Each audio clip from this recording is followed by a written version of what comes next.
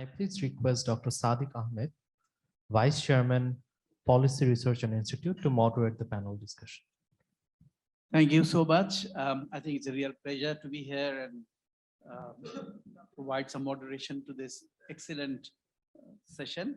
I think Angshuman did a very good job in terms of laying out a vision and challenges for 2041 in the area of trade logistics. The key question is, where do we go? How do we go from where we are today there? And what are the main issues, constraints, obstacles, challenges? In that context, I think it's important to remember where we are today based on what are the results on the ground. The ground, as the Honorable Minister of Commerce, he left, he reminded us that the journey of development has started well, but it's still a long way to go, because although we are in a lower middle income country now, our journey is to, the Honorable Prime Minister has made it very clear that our journey is to reach the upper middle income status as defined by the World Bank in fiscal year 2031, and also eliminate extreme poverty. You have to link the two targets, they're not the same.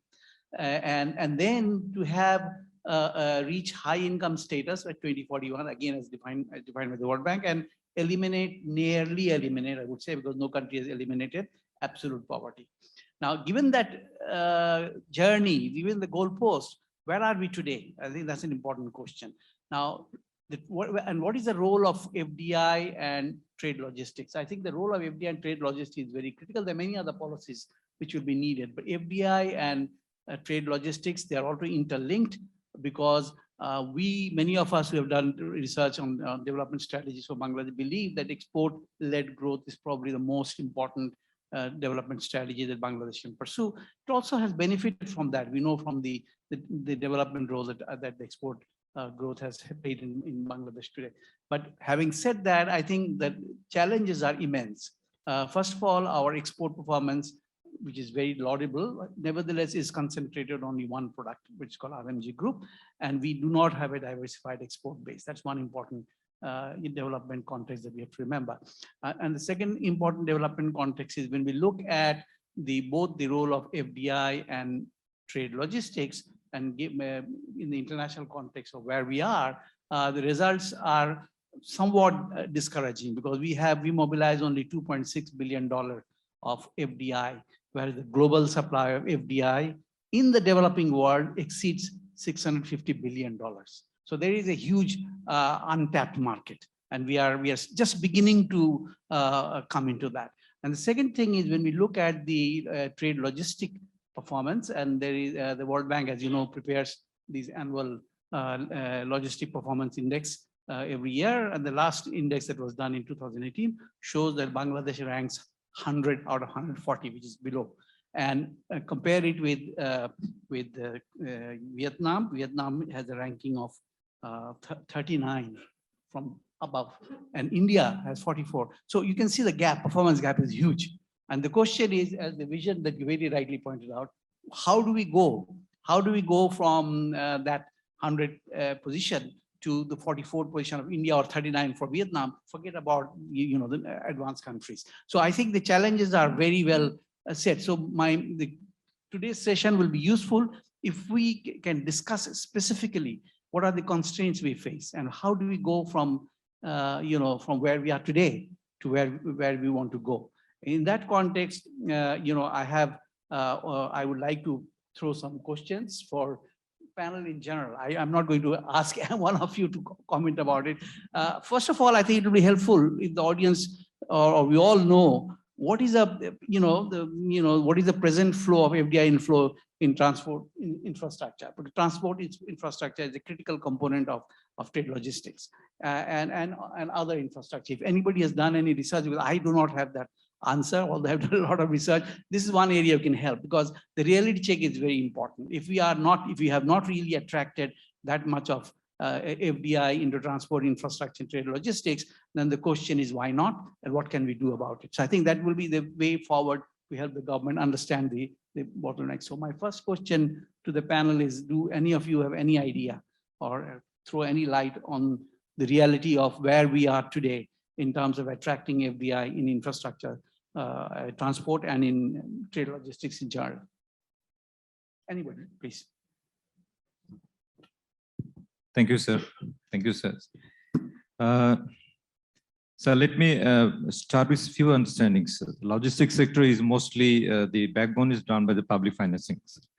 And the private investment, as you're referring to, is foreign direct investment. That's a very interesting question, what quantum of the FDI has come into this sector. But before that, sir, just to share with you, this is a very large horizontally expanding sector, logistics sector, which includes many things: inventory management, warehousing, transportation, port services, shipping packages, couriers, containers and cargo handling, supply chain, and there are many other areas in this sector, sir. So FDI just for in this sector, to our latest data that we have from the central bank, is the total FDI came in the transportation sector in the private end, sir. It is around $37 million, sir. So the data that we have was from the central bank, sir. That's one thing, sir.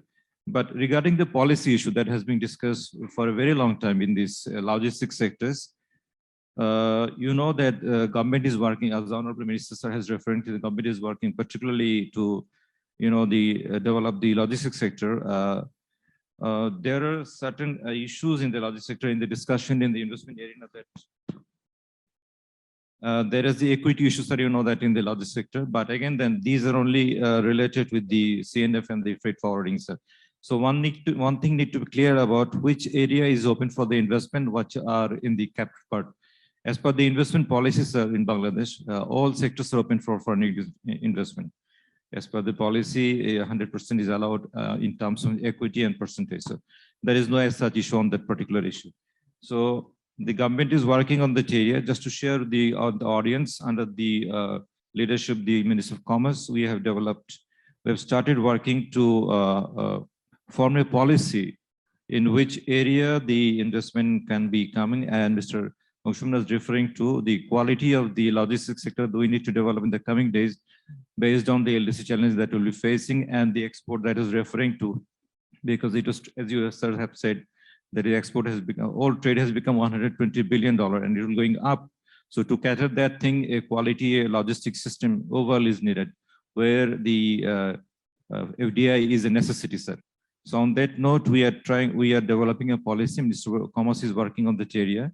So hopefully we'll be catering these challenges. So as Mr. Angshuman was referring to that, in the coming days, we believe that quality FDI will come in this sector. Thank you, sir. Any other?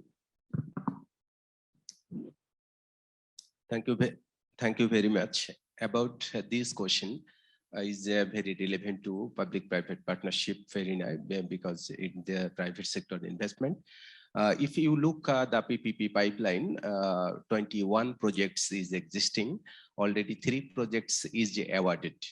And in our FDI commitment was 189 billion, 1.89 billion, about 2 billion. We are expecting more, and is PPP arena 21 projects, more or less 80% relevant to the FDI. This is the message. Thank you. So just a couple of points. I think numbers we have already spoken, and I think we should also invest a little bit of time in seeing the mechanism that the FDIs would flow in. So I think a couple of very valid points have happened here is the country-to-country MOUs that has been signed in Bangladesh. I think we've seen an increase in that. And again, logistics as an industry, it becomes a little challenge to bifurcate what is infrastructure and what is logistics, and in some part of it, the line is very, very thin. So in terms of, if you were to ask logistics, there are certain things that we have to do. In terms of probably not link it only in terms of what you see with your eyes, which is basically maybe a port, and some very good work is done on that in terms of how you expand the airport, but also the technology transfer which comes in. And those are the enablers that we would like to have more, the adjective probably to use here is more clarity and more empowerment on that happening. But I think more than the numbers, as you open the avenues, the FDIs would flow on its own, sir. I think Thank you, sir. I think I should take the opportunity now. As far as the FDI is concerned on the logistics sector, I think the seaport is one of the vital stakeholders in this regards, and definitely as one of the chairman of one of the seaport in this country, I would like to share some information with you in this very wonderful gathering. You'll be very happy to know that the Honorable Prime Minister of this country has a very brilliant idea to have a third seaport in the country, and that to a modern seaport in the country.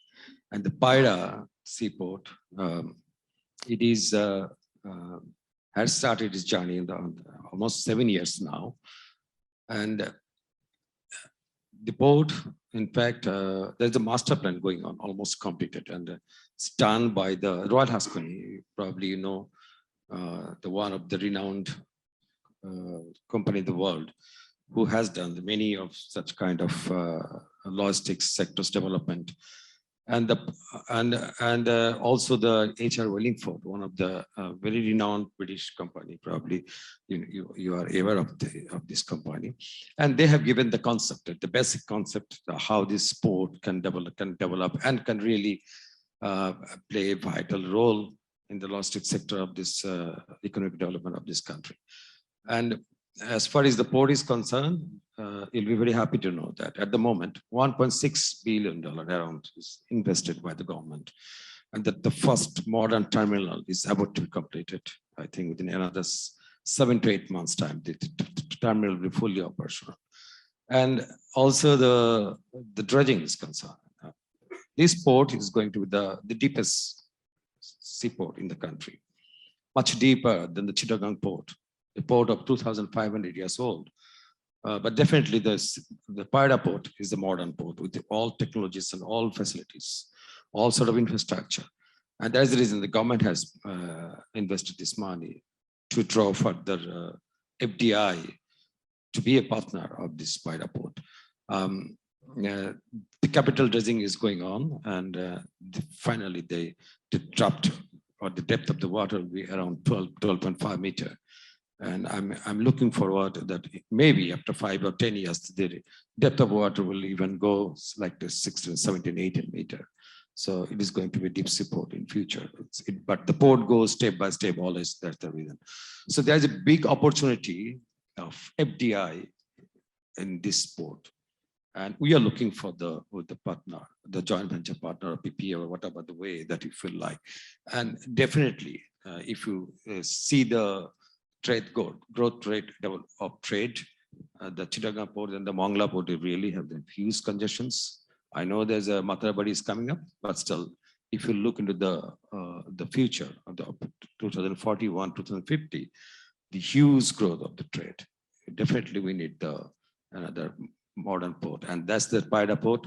And I personally feel that since we are discussing at the FDI on the logistics sector, you can consider this particular port and to develop and come forward to develop this port jointly. Thank you.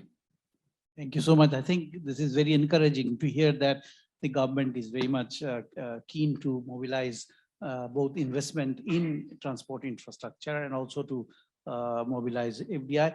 If I may ask you personally, because I think it's better to get a private sector perspective. You know, the market is, as I said, there is a $650 to $700 billion of FDI out there. India, China, they're all competing. We all know why they're getting more than us.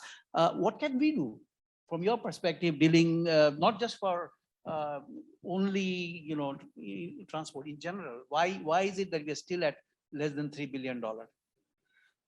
Where is it hurting? I thought I'll get the easy questions, but thanks for enlightening and living the conversation. So I think we have to look at a few factors which need to be addressed. First things first is more say in the policy making in terms of where we can, as long-term partners, help. I think our first goal would be in terms of having a more say in the policy, not because we come in as investors, but we are here as partners. We are here as an enabling, to enable the business out of there. So that's one thing, first things first. The second thing we probably need to do a little bit more, and this is my wish list, is that how can we look at increasing the equity share of a foreign investor in this country. I think these are the two of my key points that we would need to, because the advantage is there. I mean, and we spend 10 minutes hopefully listening to what I said. The opportunity is here, but we as logistics partners would like to have A, more say, B, have a control of the equity. So these are the two of my most important wish lists, sir. And the rest, I'm sure, if I were to see the history, we know the future policies are going to be such that is going to attract the investments. Oh, no, that's excellent. I think that's much more specific. It helps them move on. Linked to that, and again, linked to your own presentation, I was very intrigued and I would say impressed with your, greening of the logistics. I think the greening agenda is now a much bigger agenda than just logistics. It's now become a major national issue. As you know, there is a work going on the Mujib Prosperity Plan, which basically talks about greening of the entire economy. On the other hand, the results, research that has been, results on the ground are not as encouraging.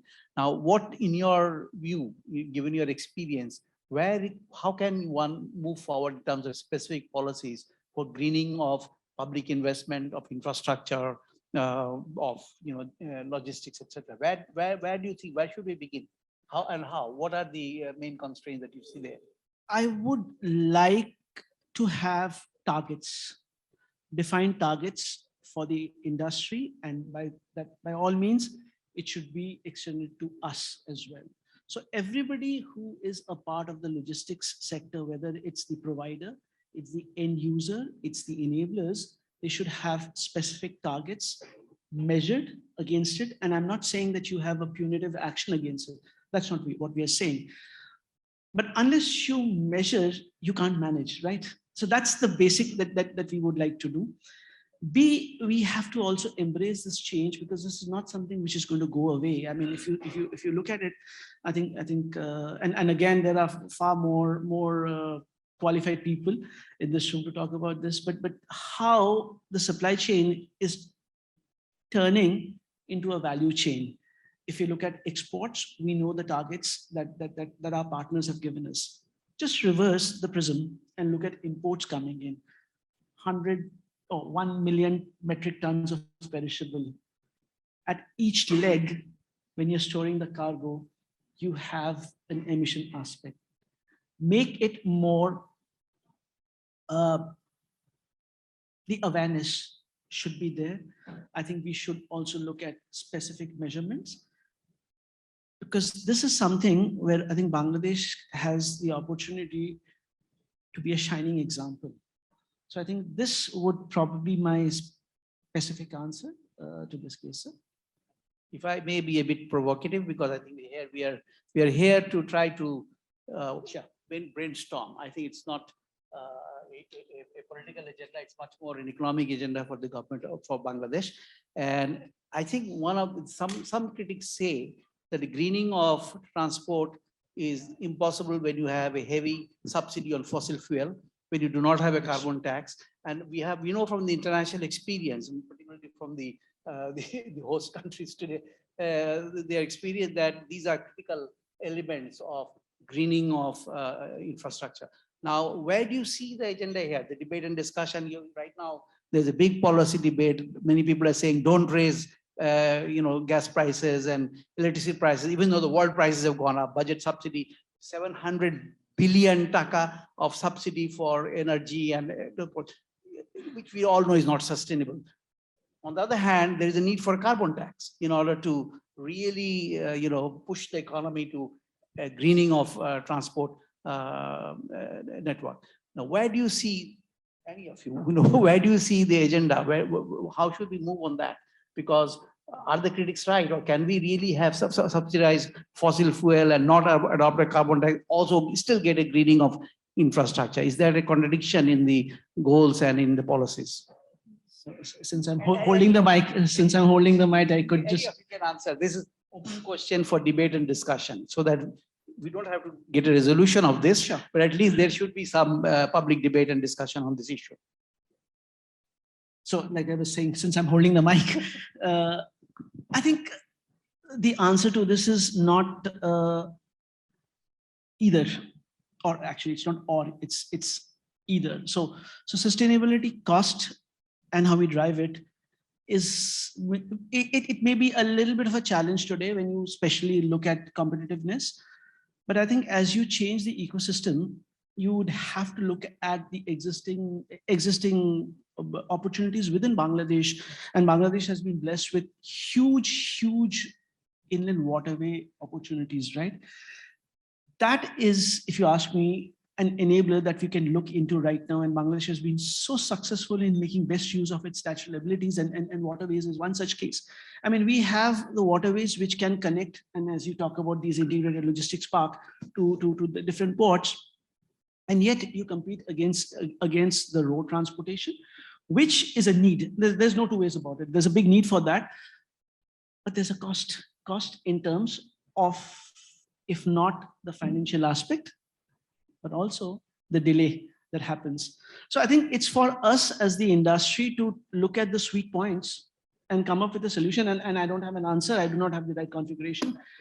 And it's like a you know, you are configuring a DNA, right? So you have to pick the right protein spots to make it so. Just to add with him, really, the Bangladesh is a very lucky country, and the whole country is connected with the numbers of rivers. I think one of the beautiful countries in the world for the green transportations. You see that all the three seaports are well connected with the rivers, the rest of the part of the country. As far as as a chairman, the Payra port, I'll always focus on the Payra port. So the Payra port, the inland route, you see that the closest to Dhaka and other major cities like Borishals and Khulna.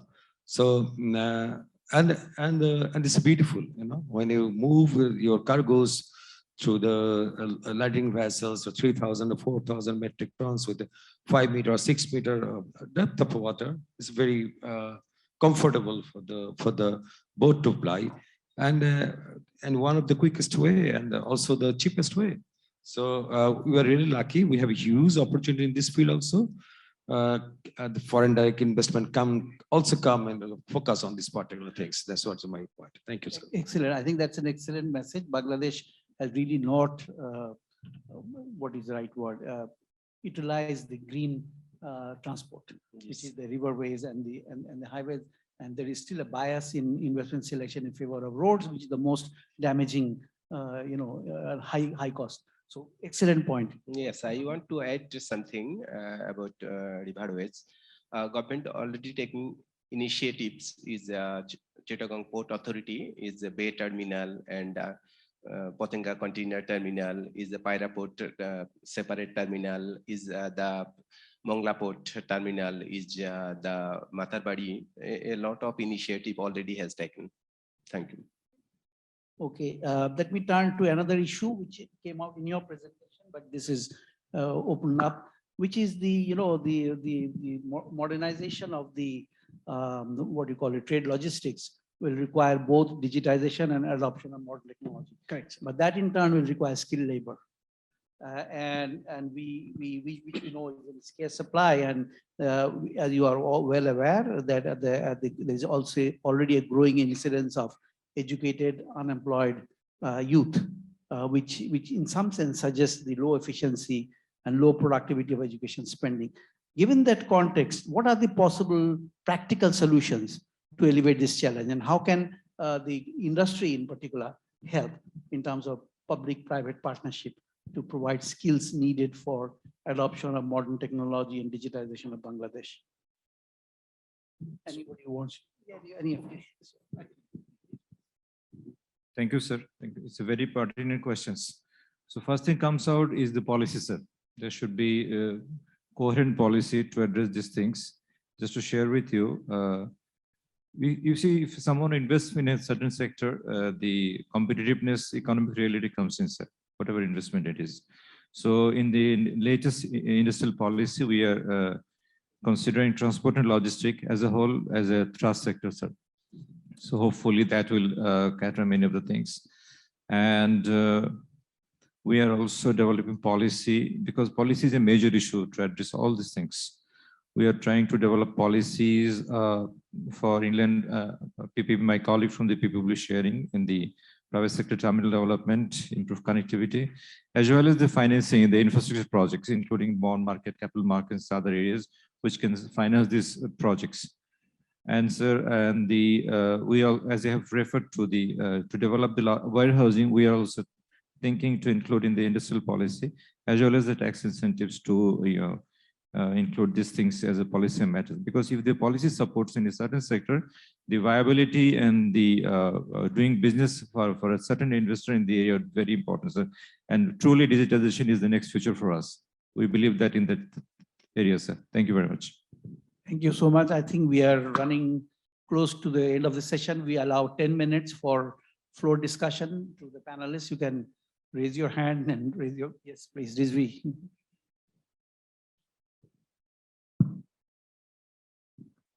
Thank you, sir. First of all, let me tell you, my name is Johar Rizvi, and it's taking me back exactly 50 years.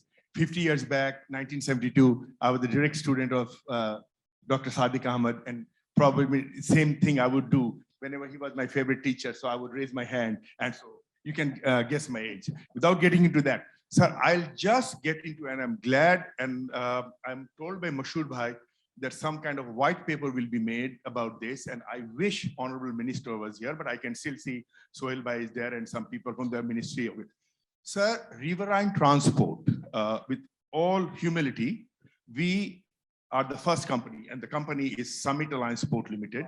We were the first one to set up a river port on Dholeshwari Nodi river in Dhaka. Muktarpur is the place, competing with Pangaon, which is under Chittagong Port. The policymakers here, and please, sir, I am so sorry to say that, sir. You may talk about, you're doing policy or you're having it. I'm so sorry. I repeat, I'm so sorry. Please convey this message. It's been 7 years we have been there trying to run a river, port, and till today we are not on the equal footing. I'll just give an example, and I will not take time. Right across us is Pangaon Terminal, and across this stage is the first, again repeat, privately owned river transport. Pangaon Port, sir, is allowed to do everything. They can handle container terminal, containers, they can handle break bulk, they can handle this, they can do, can be port of call.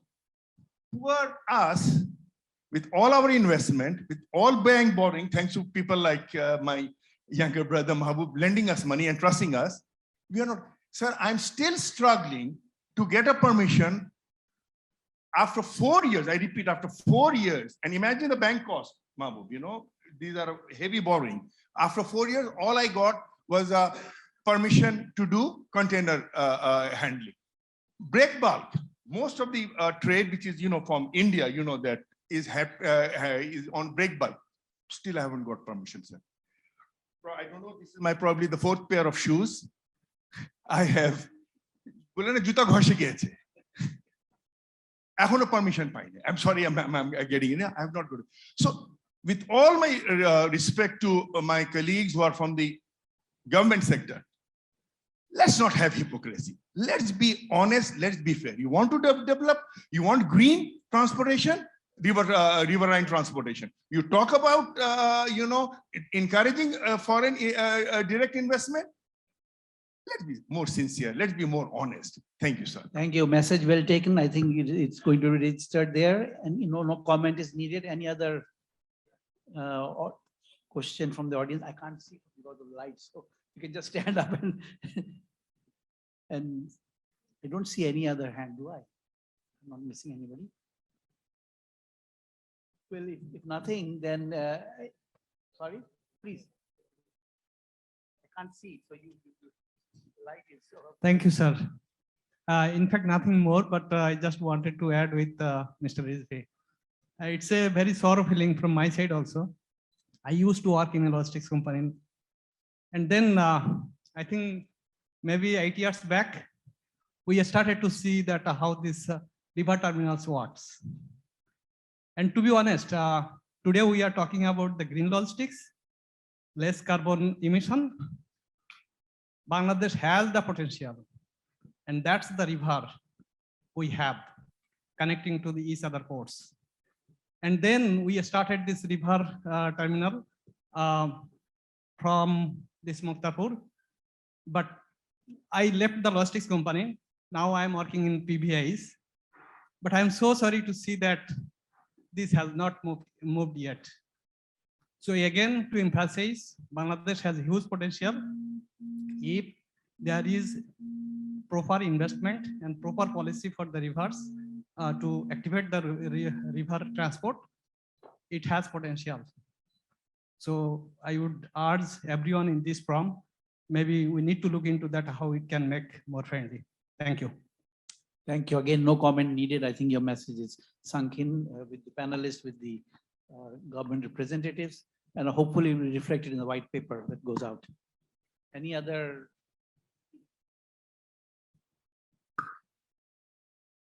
Thank you, sir, for giving me the opportunity to ask a question. I represent express industry, which is very small in size globally. It is not more than 10% probably in any countries. In Bangladesh, probably it represents only less than 2%. And it is sandwiched between two things, freight forwarding industry and courier. And unfortunately, express industry is still not recognized.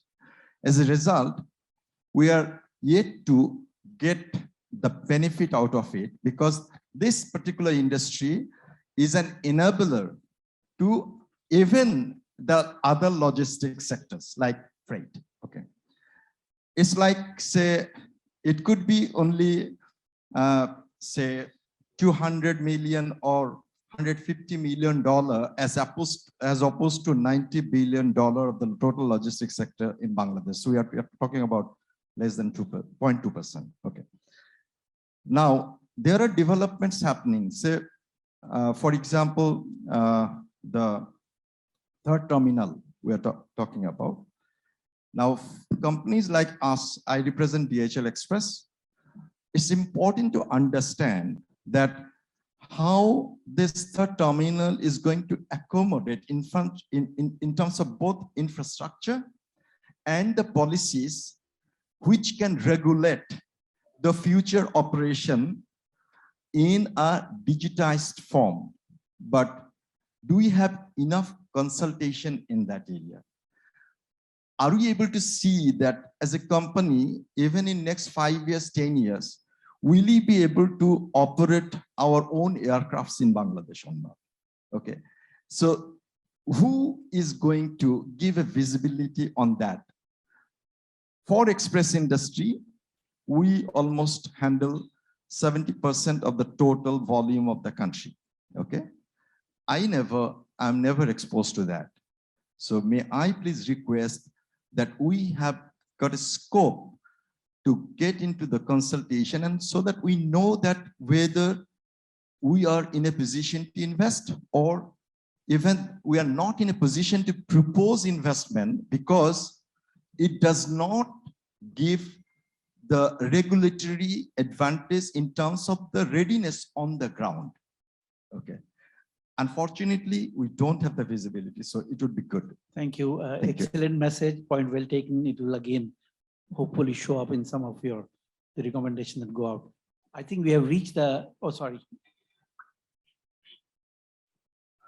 This is not my question, I think a bit of a proposal, because as we say that what gets measured gets done. So my request probably to the regulators and the operators would be to create some benchmark and then gradually follow up and to make a consensus kind of thing that, you know, whether it's express industry, whether it's logistics, and whether it's the green kind of thing. And if any of the initiatives that we could be of any help, then happy to. But I think it is important for us to really create a baseline and then to measure and to express or to communicate that what is being progressed, and if not, why, and if yes, then what is actually working well. Again, a very, very thoughtful suggestion. Thank you. I think we have reached our time limit.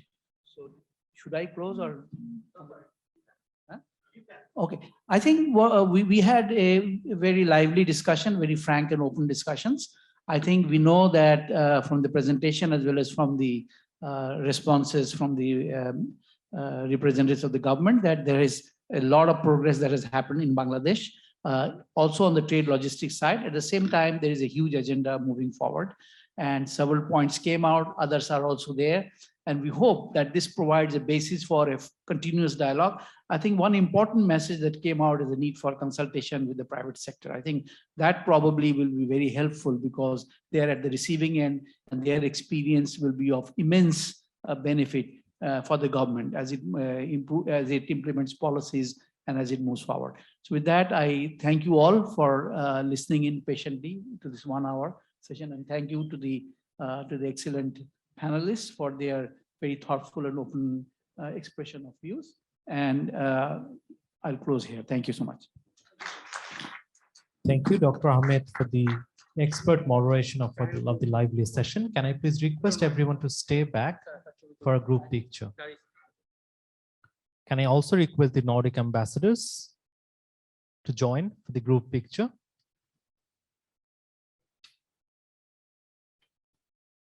Can I also request the Chief Executive Officer of HSBC, MD Mahbubur Rahman, to join on the stage for the group picture as well? And obviously the President of Nordic Chambers of Commerce and Industries, Taharin Amar.